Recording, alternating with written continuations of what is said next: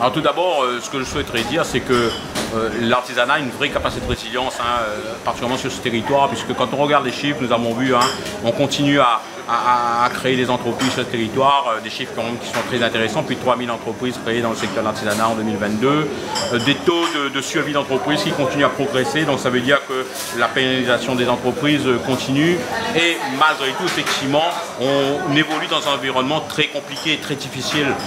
Nous avons eu la crise sanitaire, la crise économique 2009-2010, la crise des gilets jaunes, donc tout ça a beaucoup fragilisé nos entreprises.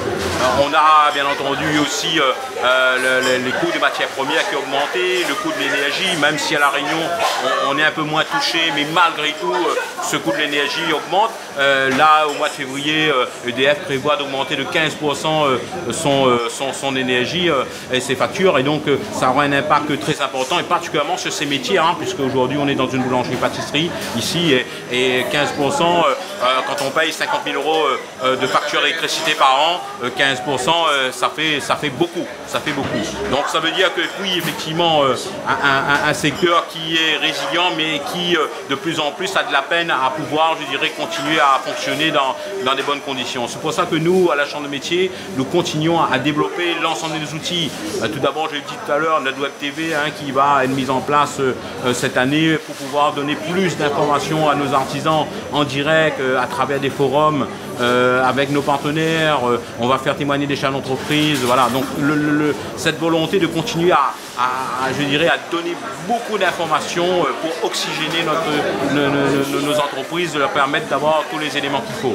En même temps, nous allons continuer aussi à mettre en place de nouveaux outils tels que le Pass CMA Liberté, qui va permettre à nos entreprises, avec un petit abonnement de moins de 20 € par mois, d'avoir un seul interlocuteur à la Chambre, un seul numéro de téléphone, quels que soient les besoins qu'ils auront, ils auront une seule personne, et ça va leur permettre, je dirais, quelque part de faciliter et accélérer le besoin de ces entreprises.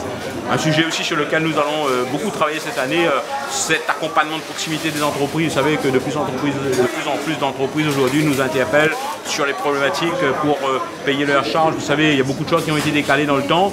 La crise, elle est encore là, et aujourd'hui beaucoup d'entreprises nous disent oui, mais voilà, on a des difficultés à payer nos charges. Donc nous allons avoir un gros travail d'accompagnement à faire au niveau des entreprises, beaucoup de réunions de travail que nous aurons avec les organismes sociaux et autres pour, je dirais, jouer cet intermédiaire et faciliter, je dirais, le dialogue, et faire en sorte que nous puissions continuer à accompagner dans les meilleures conditions ces entreprises. Un sujet sur lequel nous allons aussi travailler sur l'apprentissage. Vous savez, on a un vrai besoin aujourd'hui de compétences de nos entreprises. On sait que l'apprentissage est un moyen intéressant, mais encore faut-il qu'on trouve des jeunes. Nous avons aujourd'hui plus de 200 places dans nos centres de formation, dans différents métiers où on ne trouve pas les jeunes. On a les entreprises, on n'a pas les jeunes. Nous allons faire un gros travail là-dessus. Aussi un travail sur le décrochage, sur les ruptures de contrat d'apprentissage et tout. Donc ça, c'est le travail que nous allons continuer et accentuer sur cette année 2022. Je disais aussi tout à l'heure que nous allons sur des sujets d'actualité, tels que la retraite par exemple. Vous savez que quand on parle de la retraite des salariés, mais c'est aussi des artisans qui payent aussi leur retraite.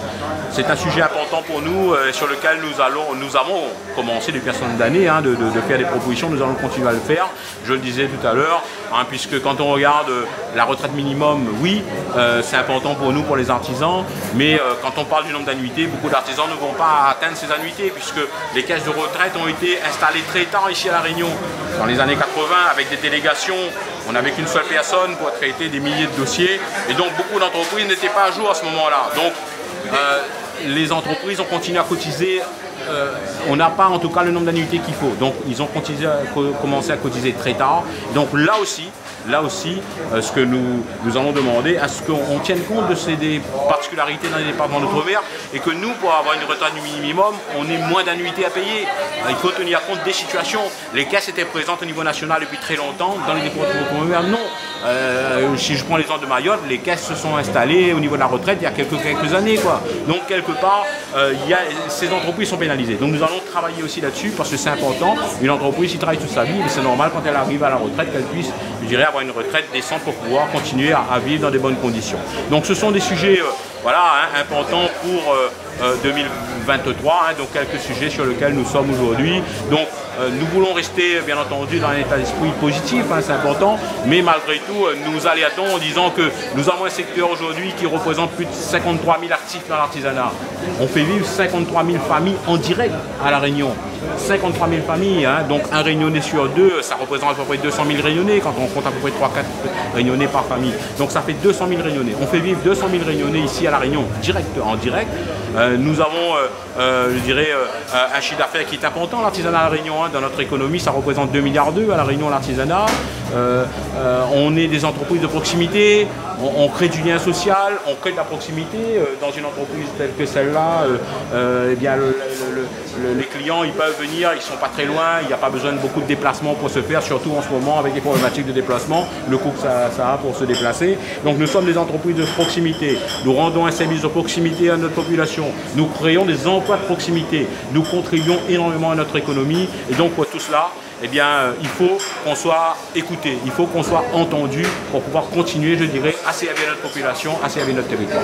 Ici, nous sommes dans la pâtisserie, boulangerie-pâtisserie Paris, hein, donc sur Saint-Denis. Un jeune qui suit les traces de son père, hein, donc qui a créé son entreprise en 2021, donc une très jeune entreprise, hein, donc des jeunes qui prennent le flambeau et qui veulent aussi, je dirais, contribuer au développement économique de notre territoire.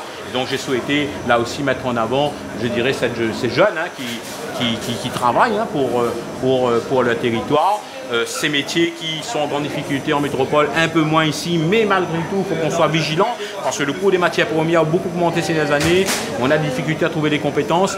Le coût de l'énergie va augmenter encore de 15% bientôt ici sur notre territoire à La Réunion. Et je le disais, hein, quand on paye 50 000 € d'EDF par an d'énergie comme cette entreprise par an, 15% ça fait beaucoup d'augmentation. Donc il y a eu 4% d'augmentation en 2022. Ça fait 19% d'augmentation en moins quasiment un an. Donc ça fait énorme, c'est énorme hein, dans les coûts de production de l'entreprise. Donc je veux dire, voilà, on veut quand même dire attention, faisons très attention à tout ça parce qu'il faut qu'on arrive à maintenir l'équilibre de nos activités.